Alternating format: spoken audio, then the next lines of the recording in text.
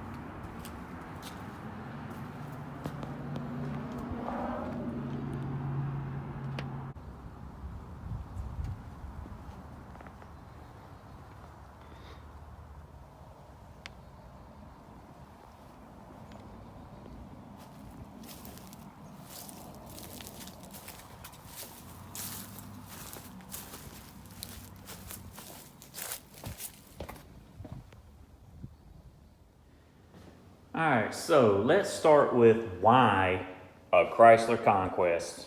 So my story begins the same as probably 90% of Conquest owners, and it starts with I had a friend in high school. So that's what I hear. Every time I drive this car, I hear the same story. Hey man, I had a buddy in high school that had one of these. So I had a buddy named Alan. Alan had a red 87, and he brought it out to Frankie's Fun Park, which I'm located in the upstate of South Carolina. If you're in the upstate of South Carolina, you know where Frankie's Fun Park is. They got a slick track, go-kart track, all that good stuff. So Alan pulled up in a red 87 Conquest in the parking lot. And of course, me being a Honda Prelude guy was like, what the heck is that thing? So Alan said, hop in, I'll take you for a ride. So of course we go down the parking lot, all the way down to the bottom of the parking lot where there's a big opening, and we do quite a few donuts, have some fun. But little did we know, while doing donuts, there was a police officer at Frankie's in the front, at the front door, watching everything. So of course we do our donuts, we get back to the front of Frankie's Fun Park in the parking lot, and here comes two cops walking out to us. Of course, the whole rigmarole. Threaten us with arrest, threaten us with a ticket, tell us to sit in our cars, they get driver's license, all that good stuff. End of the day, they didn't do anything, told us to be careful, not to do it again, and they let us go. So that was my first introduction to a Conquest, and I said from that day forward, and that was probably 2004, 2003, I said I'm going to have one of these cars one day. And so here we are, of course, 2023, but I wound up buying this car in May of 2009. So when I was 16 in 2002, I purchased a green 1995 Honda Prelude Special Edition. And of course, this is a cross stitching from 2006. This is when the car was my one and only baby. But as you know, as it happens, you get tired of it briefly. So in May, or actually March of 2009, I sold the Prelude and purchased a project. I bought this out of Mebane, North Carolina in May of 09 for $700. Been sitting in a person's backyard for a couple of years. And I guess it was only a couple of years because the registration is February of 2007. So it wasn't sitting too long. So we picked the car up. Me and my father made the trip, 2.5 hours up to Moneypit, North Carolina. But the trailer, hooked up the car, brought it home. Of course, it was the factory 2.6 liter G54B. We pulled it out, and of course, over the course from 2009 until 2015, I went the normal route that I think most Conquest owners go when they first get one. So I pulled the block, had the block clean, had it bored 30 over. I put in some Wiseco's pistons, put in a big 16G. Bigger injectors, I think stock on an 88, so about 650, 950. I wound up putting in a 1200 and an 1800. Went with a Mega Squirt. You know, got the car running in 2015, had it tuned by Scott Thompson, which does plug and play ECUs for the Conquest, which I don't think he may be in that business anymore. But got the car running really well, just remote tuning, and had it built, and it ran really well up until, like I said, that was November of 15, I got it running. Ran pretty good until July of 2017, where we had a mishap at Shady Side Drag Strip in Shelby, North Carolina. And the car basically blew a head gasket at cylinder 4. So got it towed home, pulled the plugs, and of course coolant gushing out of cylinder 4. So I knew it was going to need a rebuild, but who's going to tear it down, put a head gasket on, and put it back together without upgrading? So in July of 17, like I mentioned, who's going to put it together without upgrading? So what do? I went with Chad's MPI intake, went with 4 1000 injector dynamic injectors, just basically upgraded everything just to go MPI for reliability purposes, because I did kind of have some issues with the electrical, you know, gremlins that these cars have and whatnot. So once we upgraded to the MPI, I spent a good 6 months trying to get it tuned, and I struggled with that, and I kept having RPM spikes every time I tried to cold crank it, so I wound up just flooding it over and over and over and over and over. And so after I got tired of that, after about a year of never being able to tune it with the MPI, I yanked everything out, and what would you know? While yanking everything out, pulled the plug-and-play ECU out of the kick panel on the passenger side, and the VR cable had a broke shield wire that goes to the distributor, so it wasn't grounded. So that was causing massive noise in the RPM signal going from the distributor. So there was my cold cranking spikes that I couldn't figure out, and it was just a broken ground. But you know what? The engine was out, the engine was sold, the MPI was sold, the laptop, the computer was already sold. So there was no turning back. So we yanked it out, and we decided to go with a 1JZ because I got a buddy Lou, check out his channel, Frenchy Builds. So Lou convinced me to go with a JZ motor, and we went JZ, and we just got it done January of this year. So not even a month and a half ago, the car finally got finished after about 4 years of getting the swap ready, getting everything, you know, from a financial standpoint, having to collect all the parts, pay all the money, pay the labor, pay the every upgrade, because the way I look at it, I wasn't going to regret anything, so I sure wasn't going to go back and double back and do anything. So as things kept coming up, I just kept saying, let's upgrade, let's upgrade. Hey, add that, add this, add that. So of course it hurt my wallet, but I'm happy with the results of the car. All right, let's quit talking and let's take a look under the hood, see what we're working with. Is there any other car in the 80s that throws turbo on everything in the car? It's just another reason to love these things.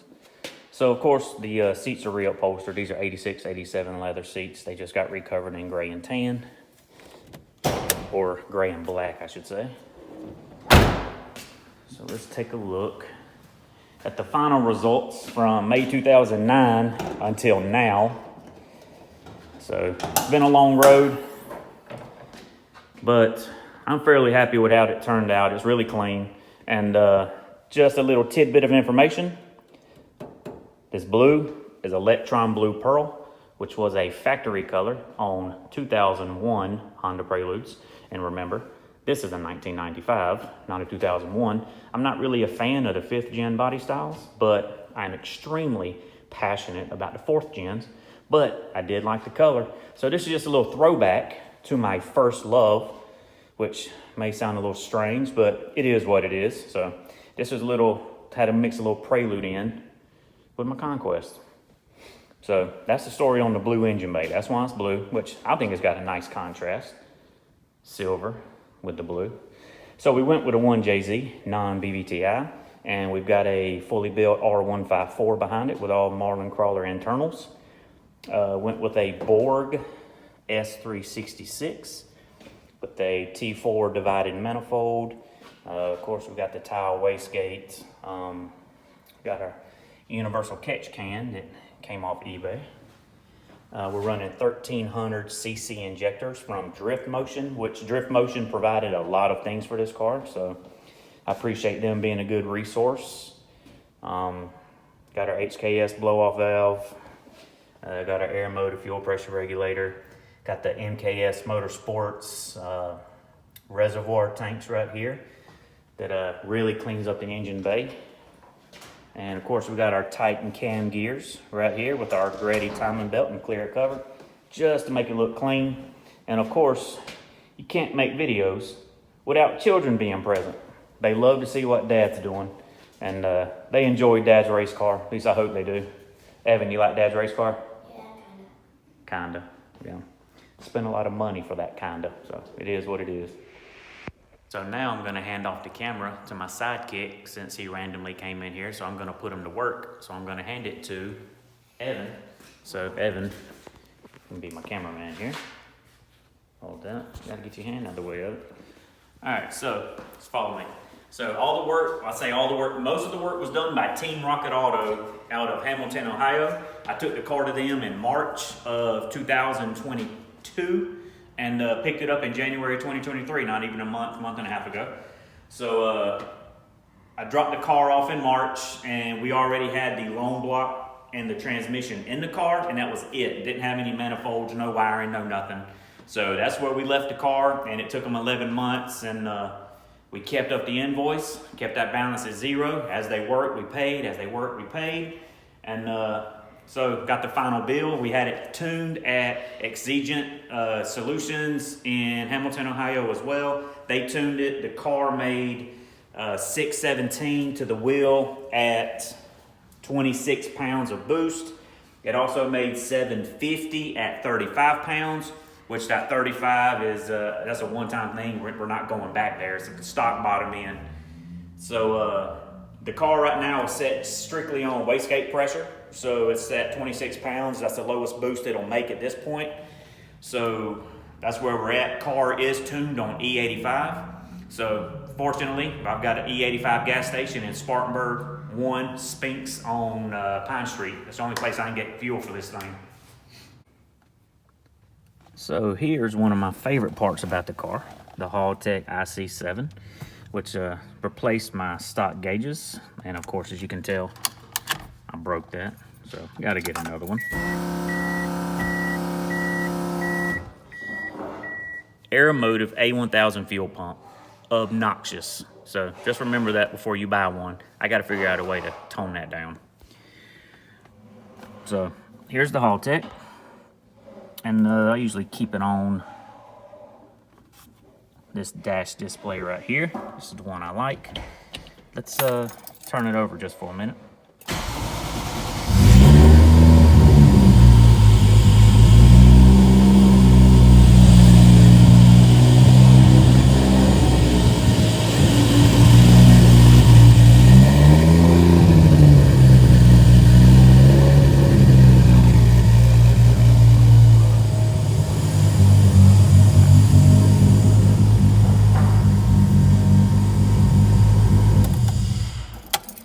So that muffler there is a MagnaFlow, if I'm not mistaken. It's a 13219, 13219 part number. It's a 3-chamber.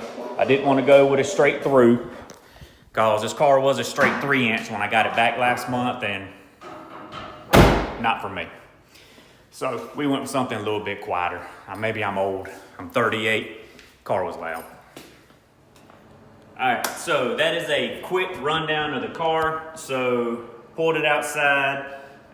Showed you the inside, gave you the history of it, how long I've had it, kind of the storyline, TBI, MPI, swap. So if you own one, just go ahead and learn from me, learn from others, swap it. Don't keep the 2.6. You know, I used to be a purist. Nah, this is better. So either way, that was a quick rundown of the car. Hope you enjoyed it. So my next video will be the Honda Prelude. I'll try to do something similar, give a little background, how I got the car, how I acquired it, why I wanted it. But that's it.